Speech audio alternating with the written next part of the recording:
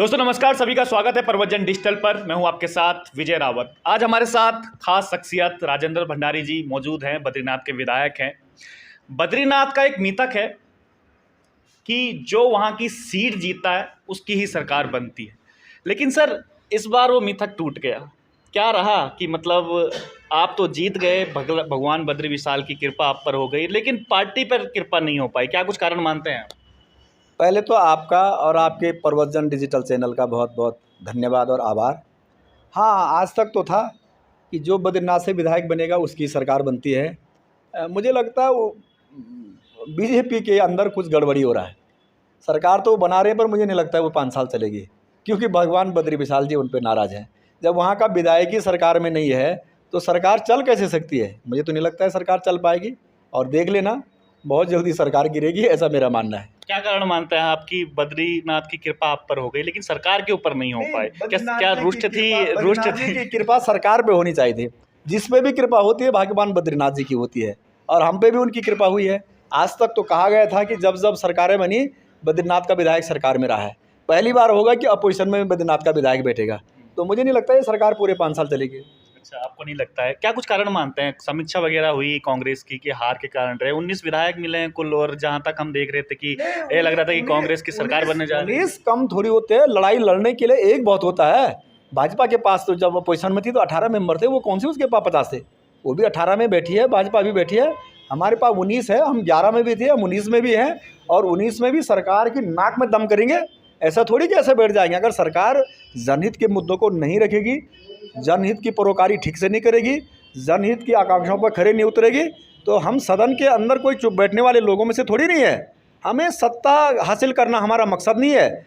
जन सरोकार से जुड़े हुए मुद्दों की रक्षा करना, उठाना, उनकी पैरवी करना ही हमारा जीवन का लक्ष्य है, और उसको हम उठाएंगे, उसकी पैरवी करेंगे। हम 10 साल पहले भी सदन के अंदर रहे, अभी भी लोगों ने हमको जाने का मौका दिया है।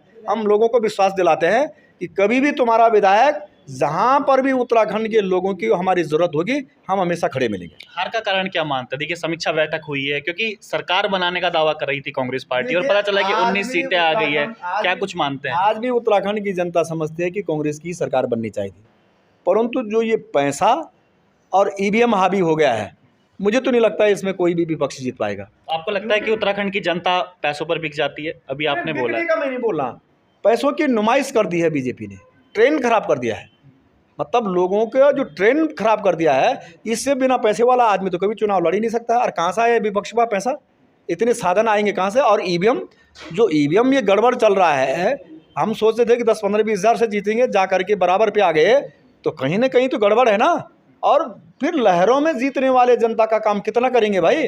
अपनी फेस पे चुनाव लड़ो, अपनी क्षमता पे चुनाव लड़ो, अपने अपने अपने अपने आप अपनी फेस वैल्यू पे चुनाव लड़े, तो पता चले ना।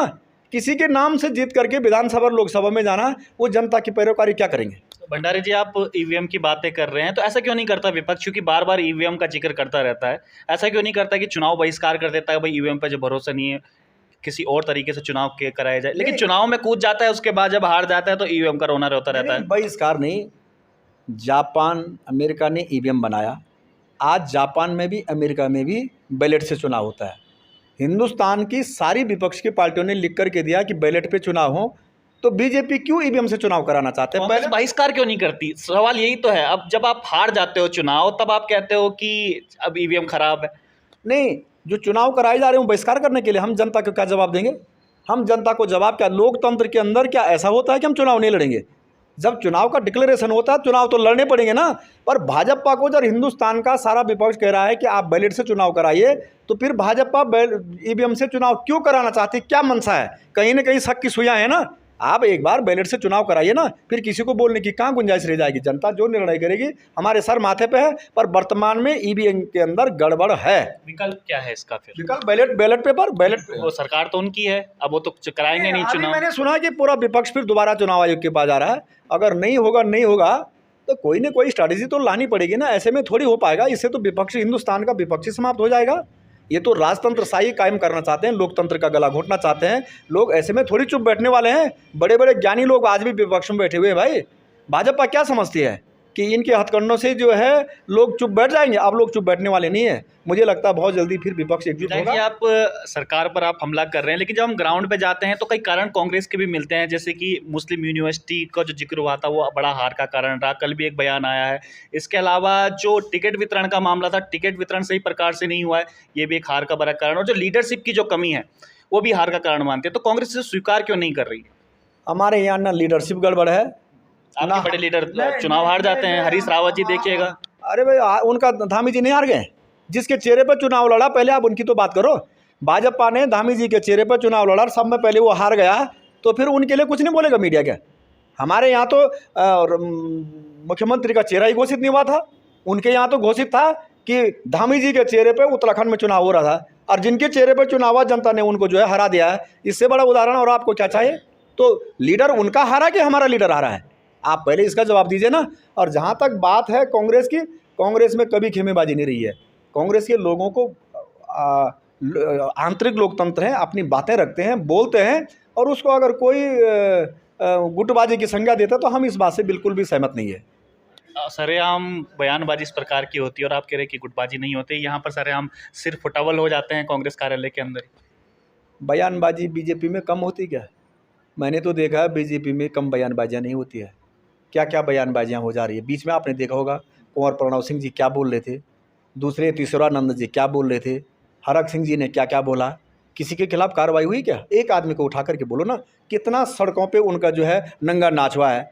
तो भाई कांग्रेस जरा भी अगर यहाँ चिंगारी जले तो यहाँ विस्फोट हो जाता है, और बीजेपी में विस्फोट भी होगा तो कुछ पता ही नहीं वहाँ कुछ हुआ भी है। अच्छा, अरे भाई हरीश रावत जी का भी लेटेस्ट बयान आया है जिसमें उन्होंने कहा है कि मेरे को हराने के लिए और मेरी बेटी को हराने के लिए भीतर खात हुआ है हमारे साथ, कुछ नेता नहीं चाहते कि हम जीत के आए। ना मैंने रावत जी का बयान सुना, न मैं उस पर कोई प्रतिक्रिया देना चाहता हूँ। वो हमसे वरिष्ठ नेता लोग हैं, उन्होंने क्या बोला, क्या कैसा बोला, मैं उस पर कोई प्रतिक्रिया नहीं देना चाहता हूँ।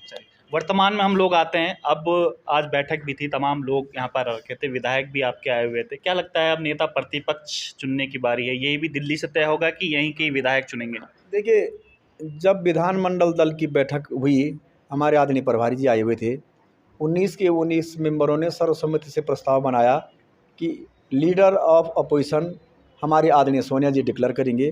तो इसमें दिक्कत क्या है ये बताइए ना। जब हमने अपनी पावर हाईकमान को दे दी, आदरणीय सोनिया जी को दे दिया, तो जो उनका आदेश होगा, जो भी बनेगा, हम सबको मान्य है। तो इसमें कहाँ दो राय की बात है? अच्छा भंडारी जी, मैं एक चीज़ आपसे जानना चाहता हूँ ये सब चीज़ें, क्योंकि जब भी नेता चुनने की बारी आती है, अगर भाजपा की भी बातें करूँ तो दिल्ली दौड़ लगाते हैं, और कांग्रेस की भी बात करें तो दिल्ली दौड़ लगाते हैं। तो भाई जब जहाँ की जनता ने विधायक चुना है तो यहाँ की जनता तय क्यों नहीं करती है कि किसको नेता प्रतिपक्ष बनाया जाए, किसको अध्यक्ष बनाया जाए? सब दिल्ली के भरोसे क्यों बैठे रहते हैं, ये मेरी समझ में नहीं आता है। दिल्ली में भी हमारे जैसे लोग हैं, हमारा हाईकमान होता है, हमारा EICC बैठता है, सब लोगों की आपसी साझामंदी होती है, आपसी विचार विमर्श होता है, और उस विचार के उपरांत ही कोई निर्णय लिया जाता है। माना PCC ने और EICC ने दोनों ने बैठ करके अगर कोई मजबूत निर्णय ले लिया तो इसमें दिल्ली भागने वाली बात क्या है? मैं तो नहीं समझता कोई बुराई इसमें। हमारा इसीलिए हाईकमान रखा रहता है, जहाँ पर हमको दिक्कत हो, जहाँ पर परेशानी हो, जहाँ पर हम परेशान हो, वहाँ हम अपने EICC का सहारा लेते हैं, अपने हाईकमान का सहारा लेते हैं। और समय समय पे जब भी हमको ज़रूरत पड़ी, हमारे हाईकमान ने हमको रास्ता बताया। तो हम ये मान के चलें कि हाईकमान से सब चीज़ें तय होंगी, अध्यक्ष भी वहीं से तय होगा, नेता प्रतिपक्ष भी वहीं से तय होगा, ये मान के चलें? यानी जब हमने अपनी पावर स्वयं ही हाईकमान को दे दिया है, तो हाईकमान कहाँ कह रहा तुम हमारे पास भेजो? हमने 19 के 19 विधायकों ने लिख करके दे दिया कि जो भी निर्णय आदरणीय सोनिया गांधी जी करेंगे हमें मंजूर है। तो फिर हाईकमान का दोष क्या है इसमें? खुद ही क्यों नहीं चुन पाया आपस में, जब आज मीटिंग बुलाई हुई थी? ज़्यादा बढ़िया है जब सब सर्वानुमति से, सर्वसम्मति से प्रस्ताव बना रहे तो ज़्यादा बढ़िया है। यहाँ नहीं तो वहाँ से, कहीं ना कहीं से तो होना चाहिए। और हाईकमान भी तो हमारा ही है, वो हमारे लिए तो बना हुआ हाईकमान भी। जब हम अपनी पावर हाईकमान को दे रहा है तो बहुत अच्छी बात है। बहुत जल्दी कल सदन खुलने से पहले हमारा हाईकमान से नेता प्रतिपक्ष का जो है घोषणा होगी। आपका नाम भी कहीं ना कहीं चल रहा है, क्योंकि आप पहले विधायक भी बन चुके हैं, क्योंकि सुगबुगाहट है लोगों के बीच है कि कैबिनेट मंत्री भी रह चुके हैं, विधायक भी कई बार रह चुके हैं, तो एक सीनियर लीडर को ही बनाया जाए, और एक दबंग नेता भी हैं। ये मुझे नहीं मालूम है, परंतु मैंने तो खुद लिख करके दे दिया है कि हमारे आदरणीय सोनिया जी जो भी निर्णय करेंगे मुझे मंजूर होगा। अब क्या निर्णय होगा हम उसकी इंतज़ारी में हैं। आपकी कुछ तैयारियां हैं कि अगर बनाई जाती है? तैयारियां ऐसी कि पद हर व्यक्ति को सिखा देता है, जिम्मेदारियां हर व्यक्ति को उस काम करने का एहसास करा देती है। तो जब जब जो जिम्मेदारियां मिली उसकी हमने बखूबी से निभाया है। आगे भी अगर कभी कोई जिम्मेदारी मिलेगी तो उसमें भी सोचा जाएगा। क्योंकि पिछले 5 साल ऐसे रहे हैं जहां पर खुद जनता ने इल्ज़ाम लगाया कि मित्र विपक्ष की भूमिका कांग्रेस ने निभाई है। मित्र बीजेपी में भी बोलते थे कि मित्र विपक्ष की भूमिका बीजेपी निभा रही है। जब बीजेपी के भी थे लीडर अपोजिशन में, तो उस समय सदन में था, तो ये आरोप प्रत्यारोप लगते रहते हैं, परंतु अल्टीमेटली मैं तो नहीं समझता हूँ कोई सरकार की मदद करता होगा। जन सरोकार से जुड़े हुए मुद्दे उठाना हमारा फ़र्ज है और हमारी जिम्मेदारी है, और उस काम को हम निभाएंगे। तो ये मान के चलें कि आपको अगर ये जिम्मेदारी मिलती है तो एक दबंग हमें नेता प्रतिपक्ष मिलेगा और एक सदन में जो आवाज़ होती है वो गूंजेगी। अब दबंग रहेंगे या नहीं रहेगा ये तो सदन तय करेगा, जनता तय करेगी, परंतु हम किसी भी जन सरोकार से जुड़े हुए मुद्दे के लिए हमेशा रात और दिन खड़े हैं, और जनता के काम को करना ही हमारी प्राथमिकता है, और उस काम को हम करेंगे। जो जिम्मेदारियां हमको दी गई है उसका बखूबी से निर्वहन करेंगे। बहुत बहुत धन्यवाद हमें समय देने के लिए। तो ये थे हमारे साथ बद्रीनाथ विधायक राजेंद्र भंडारी जी। बड़ी सरलता से और सौम्य से जवाब देते हैं, लेकिन जब अब विधानसभा की में बारी आती है तो उस समय बड़ी दबंगता से भी अपनी जो बात है वो अपनी जनता के बीच रखते हैं। तो तब तक के लिए आप देखते रहिए प्रवचन डिजिटल।